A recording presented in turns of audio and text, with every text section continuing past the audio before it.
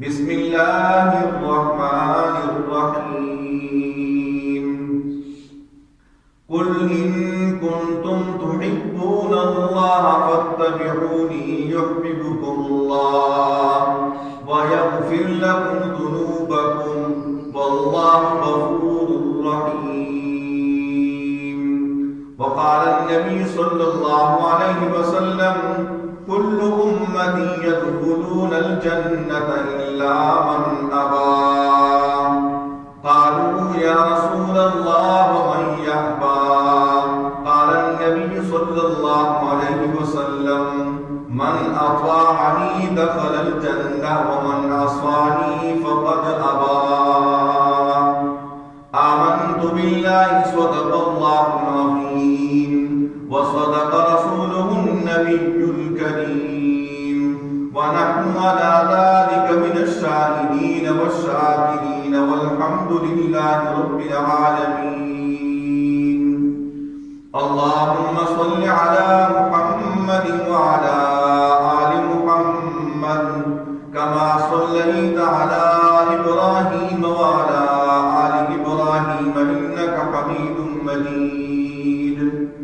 اللهم بارك على محمد وعلى آل محمد كما باركت على إبراهيم وعلى آل إبراهيم إنك حميد مجيد. بزرگان محترم و برادران عزیز، اللہ کے پیغمبر پاک صلی اللہ علیہ وسلم نے اپنی امت پر حقوق کا بیان چل رہا ہے. دو حقوق مسلمانوں کے اوپر ہے، اس کا تفصیلی بیان ہو چکا. تیسرا حق اللہ کے پیغمبر پاک صلی اللہ علیہ وسلم کا ایمان والوں پر، وہ یہ ہے کہ اللہ کے پیغمبر پاک صلی اللہ علیہ وسلم کی تابعداری کی جائے، جس کو عربی لفظ میں اطاعت سے اور اتباع سے تعبیر کیا جاتا ہے. یہ تیسرا حق ہے اللہ کے پیغمبر پاک صلی اللہ علیہ وسلم کا. قرآن کریم میں جگہ جگہ پر بھی اللہ رب العزت نے اپنی وحدانیت کا جب ذکر فرمایا، ساتھ یہ بھی فرمایا کہ اللہ کے پیغمبر پاک صلی اللہ علیہ وسلم کی تابعداری اور اطاعت کی جائے، کہ آپ کا ہر عمل، آپ کا ہر فعل اور آپ کی ہر بات وہ اللہ رب العزت کی بتائی ہوئی شریعت کے نمونہ ہیں، اور اسی میں نجات ہے ایمان والوں کے لیے. آپ اس سے اندازہ لگائیں کہ اللہ کے پیغمبر پاک صلی اللہ علیہ وسلم نے ایک موقع پر ارشاد فرمایا کہ لا یؤمن احدکم حتی یکون ہواہ تبعا لما جئت بہ. تم میں سے کوئی شخص کامل مومن نہیں بن سکتا اس وقت تک جب تک کہ اس کی خواہش میری شریعت کے مطابق نہ ہو. جس چیز کے ساتھ مجھے اللہ پاک نے بھیجا ہے اس شریعت کے تابع اس کی خواہشات نہ ہو، اس وقت تک وہ کامل مومن نہیں بن سکتا. تو یہ سب سے پہلا مقدم اللہ کے پیغمبر پاک صلی اللہ علیہ وسلم کا حق ہے. اب اطاعت میں یہ ہے کہ کن کن چیزوں میں اطاعت ضروری ہے. فرماتے کہ ہر وہ عبادت سے ہو، یہ عبادات سے ہٹ کر چیزیں ہو، اس میں اللہ کے پیغمبر پاک صلی اللہ علیہ وسلم کی تابعداری ہے. فرماتے ہیں کہ جب اللہ کے پیغمبر پاک صلی اللہ علیہ وسلم نے مال فے کو تقسیم کرا، جب لوگوں میں تقسیم کر لیا تو اس وقت چند صحابہ وہ آ گئے تھے، انہوں نے کہا کہ اللہ کے پیغمبر ہمیں اس سے زیادہ ملنا چاہیے.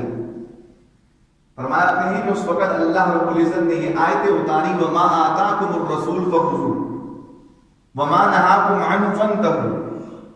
جو اللہ کے پیغمبر پاک صلی اللہ علیہ وسلم آپ کو عطا فرمائے اس کو لے لو، اور جس سے منع کر دے آپ اس سے باز آ جاؤ. فرماتے علماء مفسرین کے سب سے پہلے مصداق اس کا معرفے ہے، اس کی تقسیم کے متعلق ہے. حضرت عبداللہ بن مسعود فرماتے ہیں رضی اللہ تعالیٰ عنہ، لیکن تمام کے تمام زندگی کے ہر عمل کو یہ آیت کریمہ شامل ہے. یہاں تک کہ حضرت عبداللہ بن مسعود رضی اللہ تعالیٰ عنہ کے پاس ایک ساتھی تشریف لے کر آئے اور دونوں بیت اللہ میں، اور اس نے طواف کے دوران یہ ہوا کہ سلے ہوئے کپڑے پہنے ہوئے، احرام کے بجائے سلے ہوئے کپڑے.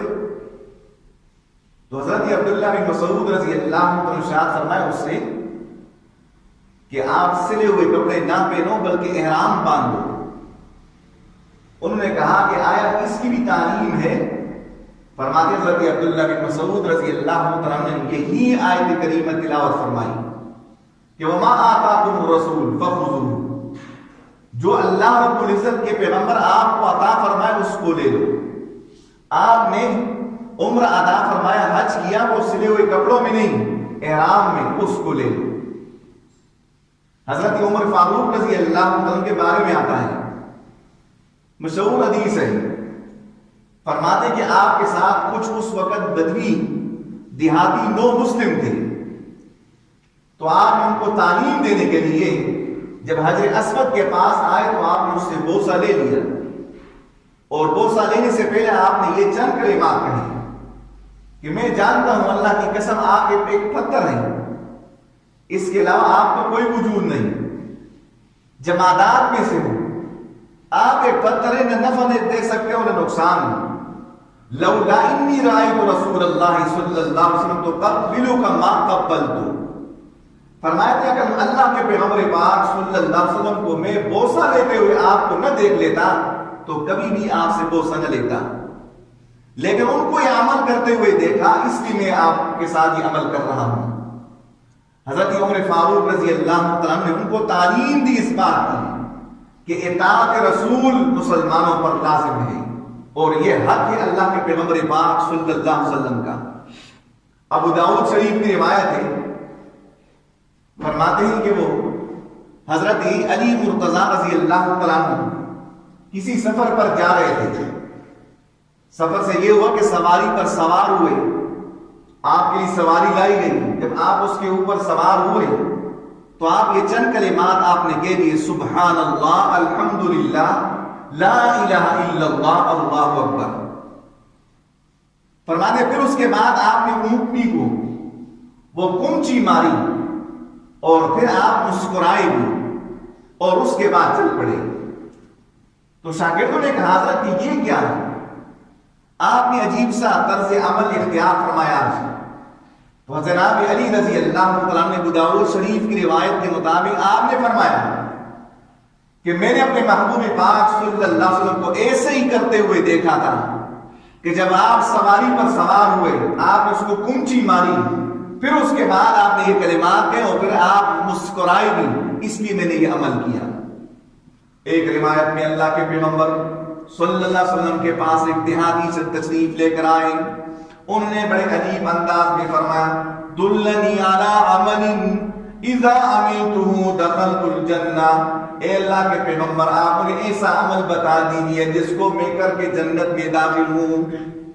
دلنی علی عمل اذا عملته دخلت الجنہ. اے اللہ کے پیغمبر ایسا عمل بتا دیجئے جس کو میں کر کے جنت میں داخل ہو جاؤں. فرماتے اللہ کے پیغمبر پاک صلی اللہ علیہ وسلم نے چند وہ چیزیں ان کے سامنے رکھی. فرمایا نماز کی پابندی کیجئے، زکوٰۃ ادا کیجئے، رمضان کے روزے کو رکھے جائے، اور ایک روایت نسائی کی روایت میں یہ آپ نے فرمایا بیت اللہ کا حج کر دیا جائے، اس کو ادا کر دیا جائے. اور ایک روایت میں بیت اللہ کے حج کے بارے میں نہیں فرمایا. چند چیزیں آپ نے ارشاد فرمائی. اس کے بعد اس نے اللہ کے پیغمبر پاک صلی اللہ علیہ وسلم کے سامنے یہ فرمایا، واللہ انی لا ازید علی ھذا ولا انقص. اے اللہ کے پیغمبر قسم کھاتا ہوں ان باتوں پر میں نہ اضافہ کروں گا نہ اس میں کمی کروں گا، اس میں کچھ کمی و اضافہ نہیں کروں گا. اس کے اوپر بڑی بحث کرتے علماء محدثین صرف یہ دو کلمات پر، انی لا ازید علی ھذا ولا انقص، اس کا کیا مطلب ہے؟ اس دیہاتی صحابی نے یہ رس فرمایا اس پر اضافہ نہیں کروں گا نہیں کمی کروں گا. اور بعض محدثین یہ فرماتے ہیں کہ اصل جملہ وہ یہ انی لا ازید علی ھذا، اس پر اضافہ نہیں کروں گا، ولا انقص، یہ اس کی تاکید ہے. بعض نے اس کا برعکس فرمایا ہے. بڑی لمبی بات کی ہے، لیکن بتانا مقصد یہ جب وہ صحابی اس سے فارغ ہوئے پھر اللہ کے پیغمبر پاک صلی اللہ علیہ وسلم نے ارشاد فرمایا فَلْيَنْظُرْ إِلَىٰ رَجُلٍ مِّنْ أَهْلِ الْجَنَّةِ فَلْيَنْظُرْ إِلَىٰ هَٰذَا۔ آپ علیہ السلام نے فرمایا اگر کوئی شخص جنتی دیکھنا چاہتا ہو دنیا کے اندر اس انسان کو دیکھا جائے جو جنتی جا رہا ہے۔ اب یہ سب محدثین فرماتے ہیں اس کے اوپر اللہ کے پیغمبر پاک صلی اللہ علیہ وسلم نے بشارت بھی عطا فرمائی دنیا میں جنت ہونے کی۔ مقصد کیا تھا؟ فرمایا اللہ اصل مقصد وہ یہ تھا جو اس صحابی نے فرمایا واللہ انی لا ازید علی ھذا ولا انقص۔ محدثین فرماتے اس کا منشا یہ تھا، اس کا مطلب یہ کہ اللہ کے پیغمبر کامل آپ کی اتباع کروں گا، اس کے خلاف نہیں کروں گا۔ اس وجہ سے اللہ پاک کے پیغمبر پاک صلی اللہ علیہ وسلم نے اس کو یہ دنیا کے اندر اعزاز فرمایا کہ یہ جنتی ہیں۔ اس میں کس عمل سے؟ کہ کامل اتباع آپ کے کروں گا، آپ کے خلاف کوئی عمل نہیں کروں گا۔ یہ ہے اصل اللہ کے پیغمبر پاک صلی اللہ علیہ وسلم کا تیسرا حق مسلمانوں پر یہ کہ اس کی اطاعت اور اس کی اتباع کی جائے ہر عمل میں، خواہ وہ عبادات سے ہو غیر عبادات سے ہو۔ حضرت فرماتے ہیں حضرت عمر فاروق رضی اللہ عنہ شام کی طرف جا رہے ہیں، آپ کے ساتھ چند صحابہ بھی ہیں۔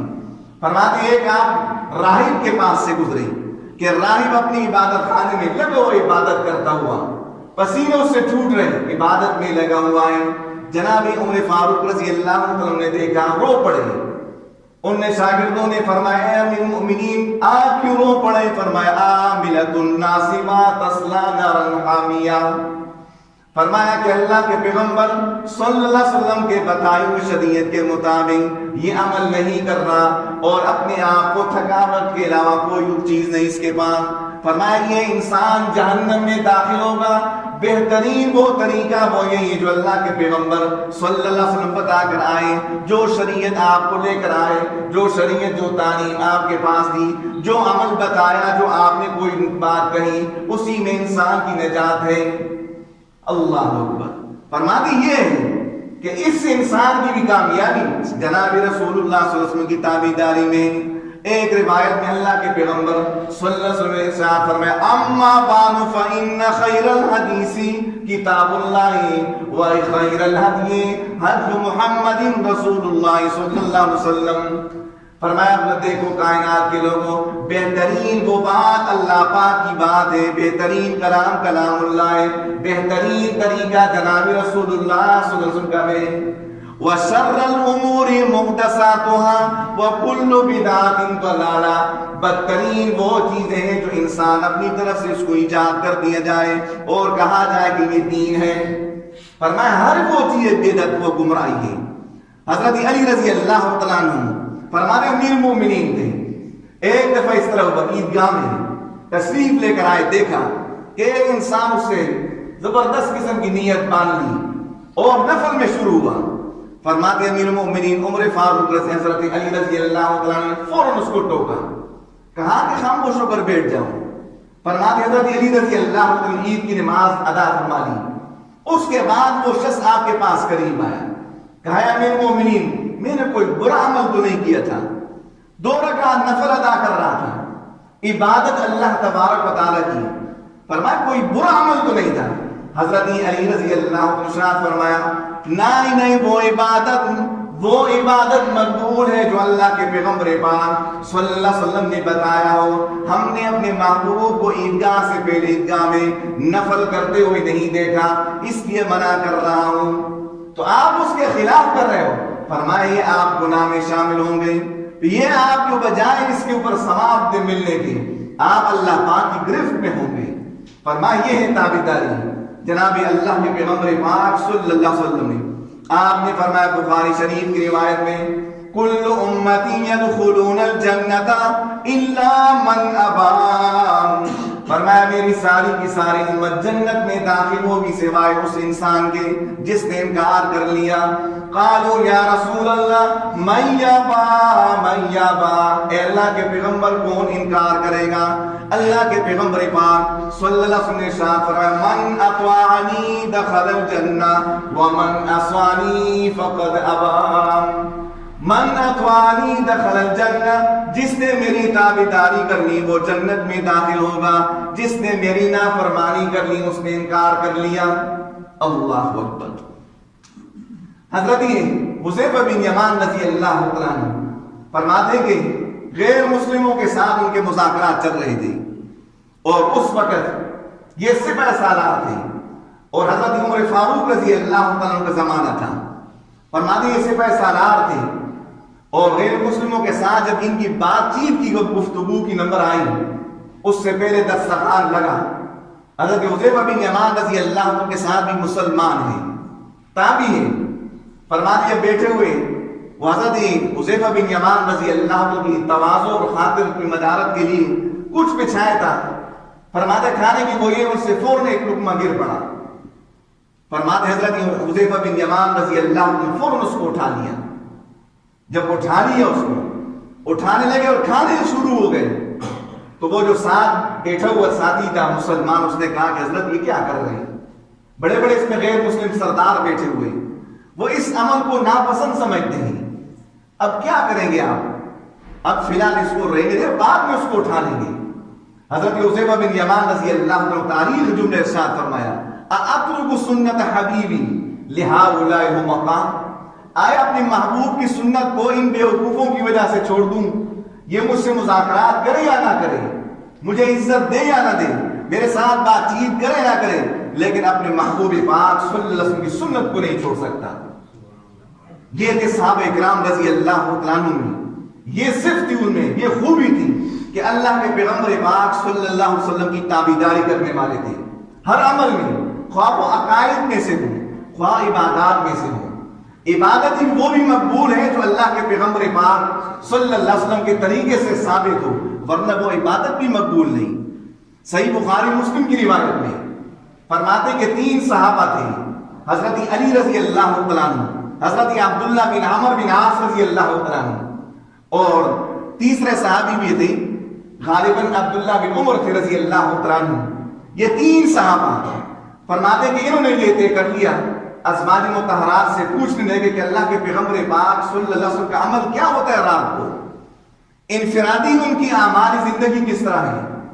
انہوں نے بتایا کہ وہ ایسے کرتے ہیں گھر میں آ کر یہ عبادتیں کرتے ہیں، پھر اس طرح کرتے ہیں۔ فرماتے جب یہ آپس میں بیٹھ گئے تو انہوں نے کہا کہ اب ایک نے کہا اس طرح کہ میں آج کے بعد تو ساری رات عبادت میں مشغول ہوں گا، سوؤں گا نہیں۔ فرماتے دوسرے نے کہا، بعض روایت میں ان 3 صحابہ کا نام نہیں اور بعض میں ہے، ایک نے کہا کہ میں سارے دن وہ روزہ رکھوں گا، کبھی افطار نہیں کروں گا۔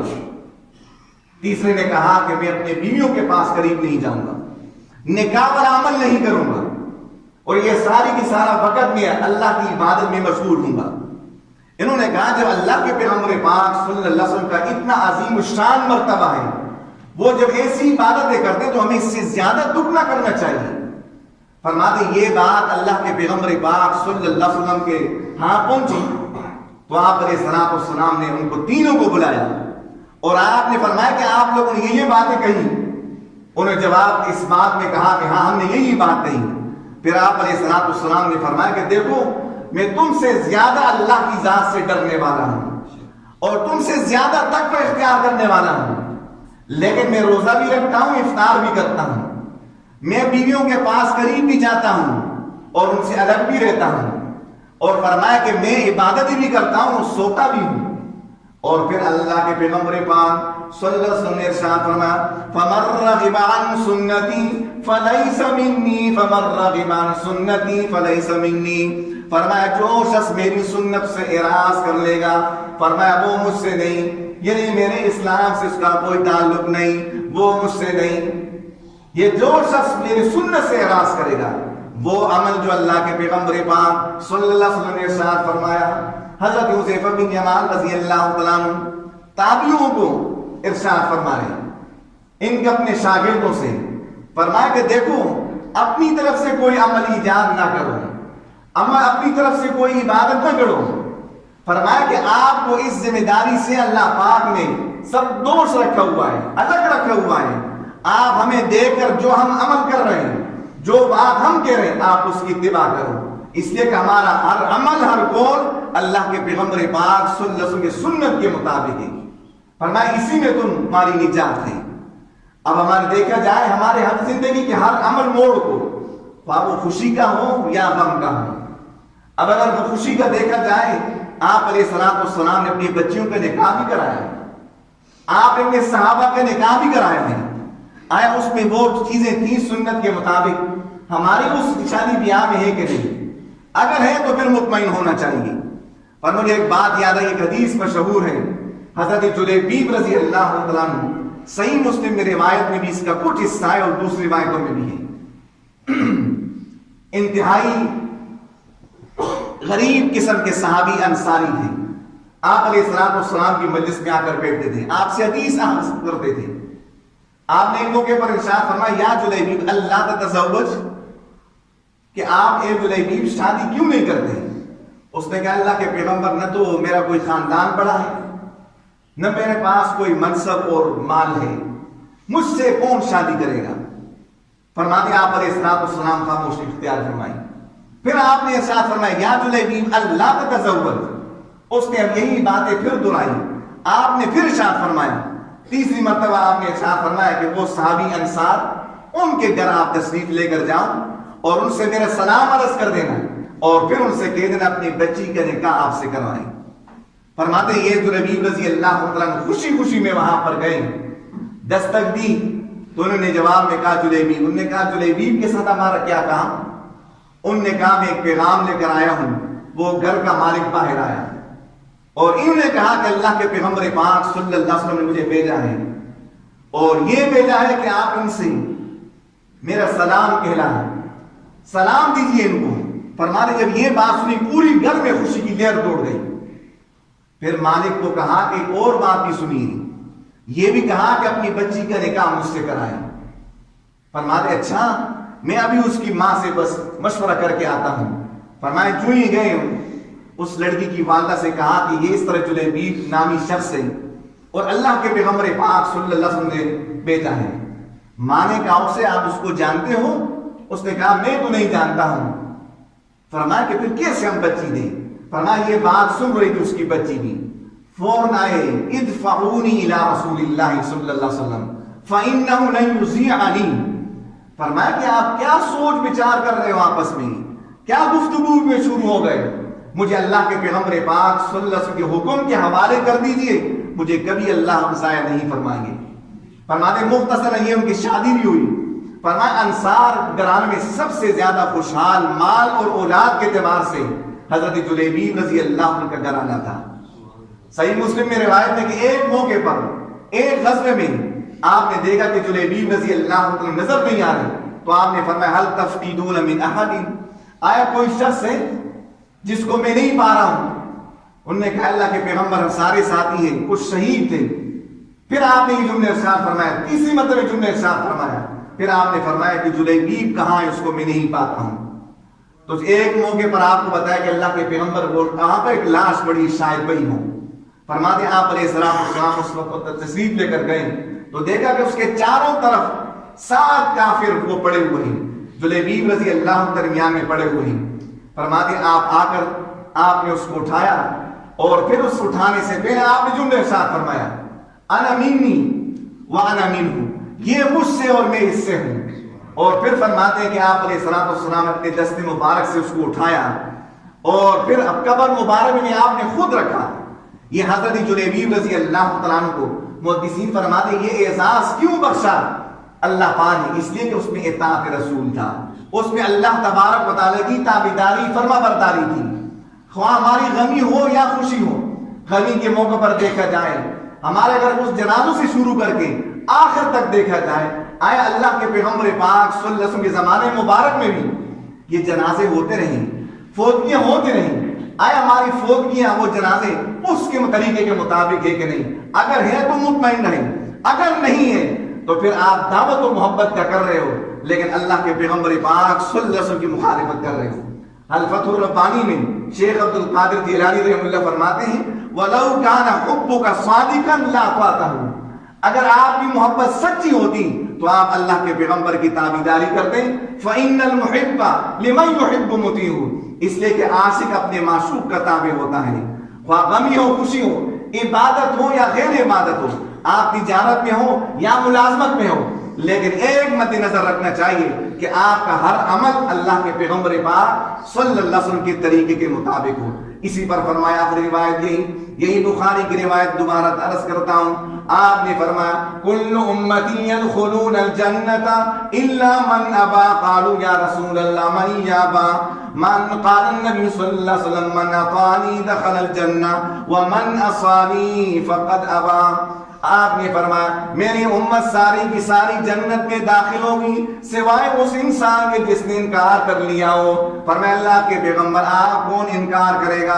آپ نے اس کے لیے معیار فرمایا، آپ نے اس کی کسوٹی ذکر فرمائی، من اطاعنی، جس نے میری تابعداری کی ہر عمل میں ہر قول میں وہ جنت میں داخل ہوگا، اور جس نے میری نافرمانی کی اس نے انکار کر لیا۔ اللہ ہم سب کی حفاظت فرمائے۔ تو یہ تین حقوق تھے مسلمانوں پر اللہ کے پیغمبر پاک صلی اللہ علیہ وسلم کے۔ پہلا حق تھا اللہ کے پیغمبر پاک صلی اللہ علیہ وسلم کا ایمان والوں پر کہ اللہ کے پیغمبر سے محبت کر دیے جائے، محبت ہو، اور محبت ہی کائنات کے ہر چیز سے بڑھ کر اللہ کے پیغمبر صلی اللہ علیہ وسلم کے ساتھ محبت ہو۔ دوسری چیز فرمائی عقیدت کا، یعنی کیا یہ ہو کہ اللہ کے پیغمبر کو مانا جائے کہ آپ جو فیصلہ کرے، آپ جو بات آپ نے کہی، جو شریعت آپ نے کرائے وہ پر حق اور سچا ہے۔